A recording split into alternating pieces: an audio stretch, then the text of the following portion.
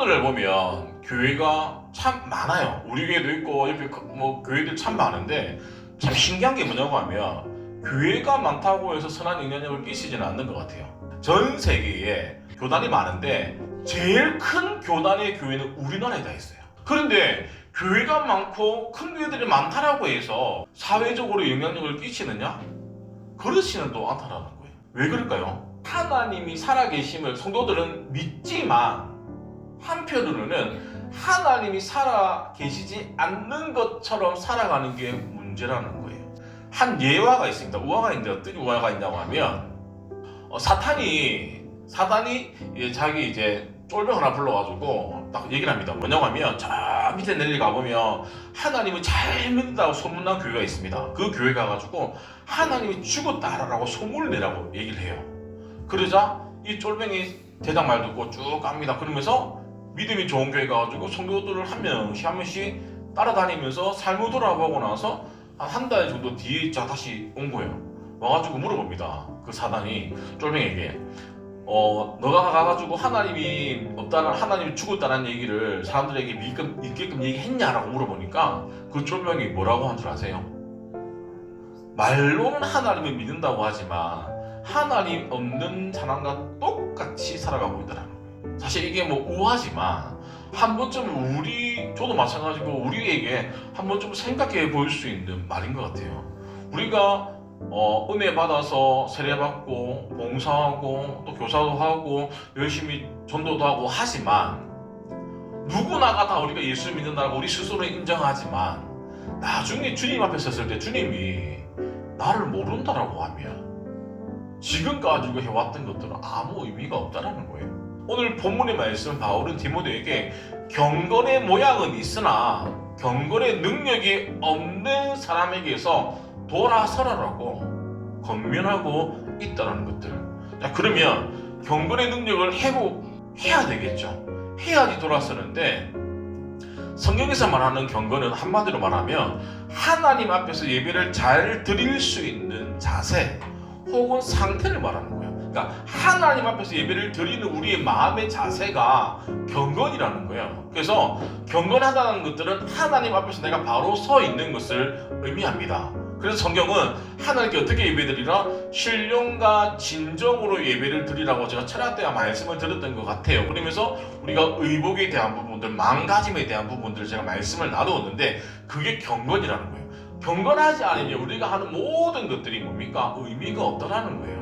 오늘날 수많은 교회들이 한 개 다 예배를 드립니다. 그런데 왜 예배를 드리지만 교회들마다 많은 교회들이 기독교인들이 능력을 잃어가고 있을까요? 하나죠. 모양은 있어. 누가 보면 다 예배 드리는 모습이잖아요. 그러니까 예배를 드리는 건 하지만 그 속에 진짜 예배 드리는 마음이 없기 때문에 경건의 능력을 잃어버렸기 때문에 말로는 하나님이라고 하지만 우리의 구원자가 예수 그리스도라고 말을 하지만 내 삶 속에서는 동떨어진 동상이몽의 삶을 살아가는 게 너무 많다라는 겁니다. 진짜 전심으로 예배를 드리려는 마음가짐으로 예배 드리는 거나 그냥 앉아서 예배에 참여하는 거랑은 완전히 다르다라는 것들을 우리가 기억해야 됩니다. 자, 그러면 어떻게 경건을 회복할 수 있는지 말씀볼게요. 첫 번째 뭐냐면 혀를 통제해야 됩니다. 스스로 경건하다고 생각하는 사람은 경건의 모양은 갖추었는데 겉으로 보면 기도도 열심히 하고 봉사도 열심히 하고 헌금도 잘하고 예배도 잘 드리고 다 열심히 합니다. 그런데 그 사람은 다른 사람에게 상처 주는 말을 함부로 하는 사람이에요. 경건하지 않는 사람은 혀를 통제하지 못하고 내 마음대로 내 감정대로 말을 쏟아내는 사람이 경건하지 못하는 사람입니다. 자, 결국에는 우리가 말을 조심해야 되는데 왜 조심해야 되느냐? 하나님이 내 귀에 들린 대로 내게 행한다는 거예요. 그래서 우리가 기도하는 이유죠.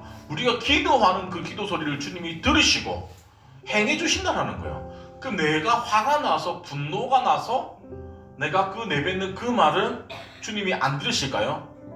들으신다는 거예요. 그래서 말대로 되어지기 때문에 항상 성도는 입조심, 말조심을 해야 됩니다. 입과 혀를 지키는 자는 자기의 영혼을 한란에서 보존한다. 그럼 뭐다? 입과 혀를 뭐 해라? 자, 지키는 건 뭡니까? 다 물으라는 거예요. 혀는 불이요, 불의 세계다. 자, 혀는 우리 지체 중에서 온몸을 더럽히고 삶의 수레바퀴를 불사른다. 그 사르는 것이 지옥불에서 난다는 거예요. 결국에는 뭡니까? 우리 말하는 게 절대 좋은 게 아니라는 거예요. 내 필터링 없이 그냥 말하다 보면. 그래서 야고보서가 보면 사도가 3장의 전체에 말하는 게 혀를 다스려야 될 것에 대해서 계속적으로 반복하고 있습니다. 그래서 성도를 보다 경건해지기 위해서는 자기 혀의 재갈을 물리라는 겁니다. 자기 혀의 재갈을 물리면 뭡니까? 사람 입에 뭘 물리놓으면 말을 할 수 있습니까? 못하죠. 오늘날 적용해보면 그 재갈이 오늘날의 말씀일 수도 있어요.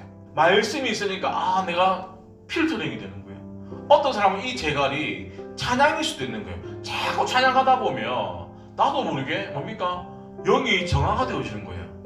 그리고 어떤 사람은 기도일 수도 있습니다. 이 재갈이. 어떤 사람은 말씀을 보는 것일 수도 있어요. 그러니까 우리가 계속적으로 재갈을 물릴 수 있는 영적인 것들을 자꾸 지켜야 됩니다. 그래서 혀를 지켜야 되는데 우리 혀는 은혜가 되는 말을 해야 됩니다. 그리고 긍정적인 말을 해야 돼요. 그리고 제가 늘 얘기하는 게 덕이 되어지는 말을 하는 게 너무너무 필요하다는 거예요. 한 단계 더 나아가서 성숙한 사람은 생명을 살릴 수 있는 말을 하는 게 교회에서 언어 생활이 필요하다는 겁니다. 경건에 이르도록 내 자신을 연단하라 훈련해라는 거예요. 그래야지 경건에 이를 수 있다라고 성경은 말씀하고 있습니다. 자, 그러면 우리는 사실과 덕이 되어질 말을 해야 됨에도 불구하고 한 번씩 거짓말할 때가 있습니다. 거짓말의 종류가 너무 많더라고요. 하얀 거짓말, 그러니까 남을 배려하기 위한 선의의 거짓말이죠. 이 까만 거짓말이 뭐냐고 하면 자신의 죄를 들기 위해서 은폐하기 위해서 범죄자에 대한 위증. 새빨간 거짓말은 완벽한 거짓말이에요. 진실이 하나도 없는. 노란 거짓말은 아이들이 하는 귀여운 거짓말. 노란색 거짓말, 노란 거짓말. 분홍 거짓말, 연인 사이에 하는 거짓말. 내가 저 하늘에 별 따줄게. 못 따져. 우리는 절대 별을. 자, 무지개 거짓말이 뭐냐고 하면 픽션. 영화나 드라마에서 만드는, 영화를 만들기 위해서 하는 재밌게 만드는 거짓말. 영화는 대부분 다 픽션이잖아요.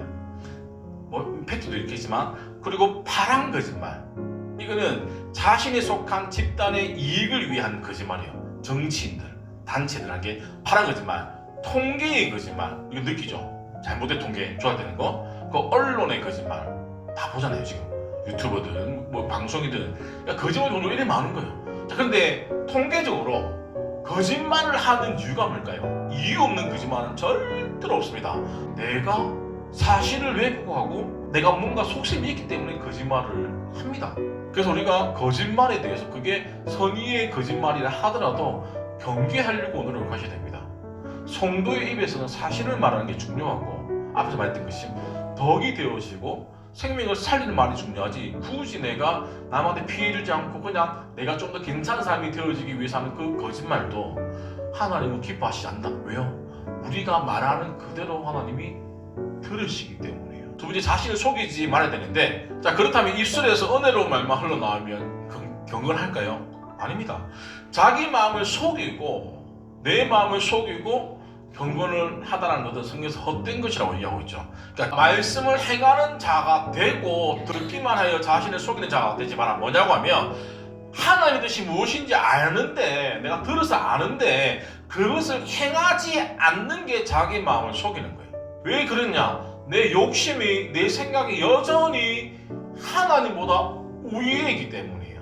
그런 사람의 성경은 딱 한 단어로 얘기합니다. 교만하다라고 얘기를 하는 거예요. 자, 하나님은 우리에게 어떻게 자신의 마음을 우리에게 알려주시느냐? 말씀을 통해서 알려주시죠. 또 하나, 성령의 음성으로 내 내면으로 말씀해 주신다라는 거예요. 그리고 양심의 소리로 하나님의 말씀을 우리에게 말씀하십니다. 자, 그러면 우리가 어떻게 해야지 우리 마음을 속이지 않을 수 있을까요?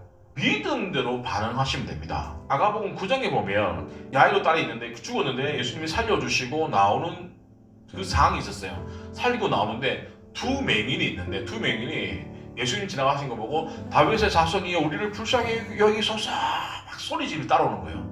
그때 예수님이 뭐라고 했냐고 하면 너희 믿음대로 될지어다 내 위요. 이 말이 뭐냐? 내가 예수 그리스도가 내 인생의 구주이심을 고백했기 때문에 내 믿음의 고백대로 뭡니까? 이 두 맹인이 뭡니까? 코칭을 받는다는 거예요. 그래서 우리의 믿음을 첫 번째 말로 고백해야 됩니다. 그리고 그 말로 고백한 대로 믿고 행동으로 따라오는 사람이 자기 마음을 속이지 않는 사람이라는 거예요. 저는 시편 말씀을 좋아하는데 73편 28절 말씀이 있습니다. 하나님을 가까이 함이 내게 복이라는 말씀이 있어요. 저는 그 말씀이 정말로 맞다라고 생각해요. 저는 그래서 최대한 어떤 일이 제가 몸이 아프거나 특별한 일이 없으면 항상 교회에 있으려고 해요. 저는 하나님이 늘 내가 어디 가든지 늘 함께 계시잖아요. 그런데도 불구하고 제가 늘 교회에 있으려고 하는 이유가 뭘까요? 복 받고 싶기 때문이에요. 내가 하나님을 가까이 함이 내게 복이라고 하셨던 그 말씀을 믿기 때문에 내가 늘 남들보다 더 많은 시간들을 하나님과 가까이 있으려고 하는 거예요. 왜요? 내가 그 말씀을 믿기 때문에 뭡니까? 내가 반응하는 거예요. 그랬을 때 하나님 우리 가운데 경건에 이룰 수 있는 능력이 회복이 되어진다는 것들. 자, 그래서 성도는 누구보다도 하나님과 가까이 있으려고 몸부림치셔야 됩니다. 그러기 위해서 뭡니까? 말에 대해서 다시 말씀드릴게요. 말에 대해서 신중하셔야 됩니다. 하나님이 이르시되 우리의 형상에 따라 우리의 모양대로 우리가 사람을 만들었다는 거예요. 하나님은 태초에 천지를 어떻게 만드셨습니까? 말씀으로 만드셨어요. 우리는 하나님의 형상과 모양대로 지음을 받았기 때문에 우리도 말에 뭐가 있다? 건세가 있고 힘이 있다라는 겁니다. 그래서 우리가 어떤 말을 하든지 간에 내가 하고 싶은 말을 하는 게 아니라 성령의 감동을 받아서 은혜가 되어지고 덕이 되어지는 말을 했을 때 그 말에 능력이 나타나는 것이지 내 감정에 짓눌려 가지고 말을 함부로 내뱉다 보면 결국에는 경건의 능력을 잃어버릴 수밖에 없다는 것을 기억하셔야 됩니다. 세 번째, 형제의 어려움을 함께하는 겁니다. 자, 성경에 보면 고아와 가부를 항상 구제의 1순위로 성경에 보면 얘기를 하고 있어요. 왜냐하면 이들은 사회에 뭐기 때문에 약자이기 때문에. 그래서 우리가 경건하다라고 우리가 이 사람들의 형제라고 말하는 게 아니라 이 사람들의 힘듦을 채워주는 게 뭐다? 함께 한다라는 거야. 교회 뭐 세워진 지 얼마 안 돼가지고 코로나 터져가지고 기억나시죠? 코로나 터졌을 때 간호사들하고 의사들하고 너무 고생해가지고 작은 금액이지만 우리가 경동을 해요. 보냈어요. 그리고 우리가 뭐 컨벤션을 통해가지고 우리 교회 재정으로는 절대 작지 않은 금액이지만 셀 예배 드리는 그 헌금으로 또 우리가 아이들을 또 매달 보내고 있잖아요. 왜 보낼까요? 우리가 도와야 줄 수 있는 그 선에서는 우리가 마음껏 도와주는 거예요. 선을 베풀어 주는 거예요. 그러면 왜 형제 자매의 아픔에 동참하는 것이 신앙생활을 잘하는 걸까요? 성경은 주님은 어려움 당하는 형제 자매를 자신과 동일시하기 때문에 우리가 그들에게 선행을 베풀어야 되는 겁니다. 마태복음 25장에 보면 양과 염소의 비유 앞에 말씀드렸는데 나옵니다. 자, 최후의 심판을 받았을 때 이 두 종류가 나오는데 양과 염소처럼 양은 오른쪽에서 지극히 작은 자를 돌아본 사람이에요. 이 말이 뭐냐고 하면 형제 자매의 아픔에 어려움에 동참해준 사람이 오른쪽에 있고 왼쪽은 염소의 자리입니다. 이 사람들은 형제 자매의 아픔에 동참하지 않고 그냥 내 삶만, 내 가족만, 내 것만 챙긴 사람들이에요. 나중에 이들이 가는 곳은 다릅니다. 천국과 지옥으로 갈려지게 되어 있습니다. 자, 근데 우리가 왜 힘들고 연약한 사람들, 아픈 사람들, 그리고 연약한 사람들을 왜 도와줘야 되냐고 하면 행한 대로 갚아주시기 때문입니다. 다시 말하면 심은 대로 거둔다는 말씀이에요. 내가 힘든 사람들에게 내가 베풀어주고 나누어줬을 때 하나님은 절대로 그냥 보시지 않는다는 거예요. 반드시 뭐다? 갚아주신다는 거예요. 하나님은 좀 더 많이 주려고 후회되어 누르고 흔들어 눌렀는데 넘치도록 주신다고 하면 우리가 생각 이상으로 하나님이 베풀어 주신다는 거예요. 하나님은 절대로 우리의 선행들을 내버려 두지 않는다. 두 번째, 자기 몸을 돌보는 것이기 때문이에요. 믿는 사람은 교회 안에서 뭡니까? 한 가족이에요. 그래서 누군가가 아프면 뭡니까? 서로 뭐 어디가 아픈지 막 얘기해 주잖아요. 자, 왜 그러냐? 영적인 가족이기 때문에 이 사람이 필요한 것들을 내가 채워주려고 관심이 가는 거죠. 세 번째, 우리가 더 큰 하나님의 은혜를 경험할 수 있습니다. 볼까요? 말씀. 고아와 가부와 그 어려운 사회적인 약자를 내가 도와줬을 때 하나님은 새벽빛 같은 영광을 주시고 치유의 은혜를 주시고 하나님의 공의와 영광이 함께하고 기도에 응답해 주시겠다고 말씀하고 있다는 겁니다. 그런 하나님의 약속을 경험하려고 하면 뭡니까? 베푸셔야 되는 거예요. 사회적인 약자를 통해서. 그랬을 때 우리의 경건이 회복이 일어날 수 있다는 겁니다. 자, 말씀을 정리하도록 하겠습니다. 우리가 세상에 살아가기 때문에 나도 모르게 세상에 물들 수는 있어요. 우리가 세상에 살다 보니까 세상에 물 안 들 수는 없죠. 근데 안 들 수 있는 부류도 있습니다. 물고기입니다. 바닷물은 짠데 물고기는 짜지 않아. 영향을 받지 않는다는 거예요. 우리가 세상에 물들지 않고 말씀이 말씀하시는 대로 첫 번째 경건의 능력이 회복하기 위해서는 언어 생활을 조심해야 되고, 두 번째 내 마음의 소리를 보다 숨기지 마라, 속이지 마라. 세 번째, 세속에 물리지 않고 어려움에 당한 이웃들을 뭐해라? 돌봤을 때 우리는 경건을 회복할 수 있다는 거예요. 그래서 진짜로 대한민국의 대형교회 쳤을 때 서울의 열방교회가 우리 교회가 되어지기를 간절히 기도합니다. 그리고 위해서는 우리 성도님들이 뭡니까? 저도 마찬가지로 뭐 해야 된다? 경건의 능력을 회복해야 된다. 믿으십니까? 기도하도록 하겠습니다.